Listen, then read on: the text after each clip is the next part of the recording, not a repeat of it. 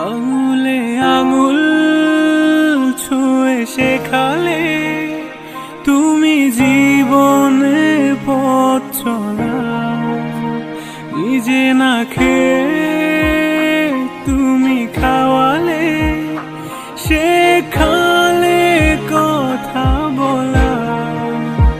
বাবা তুমি আমার যত খুশির কারণ।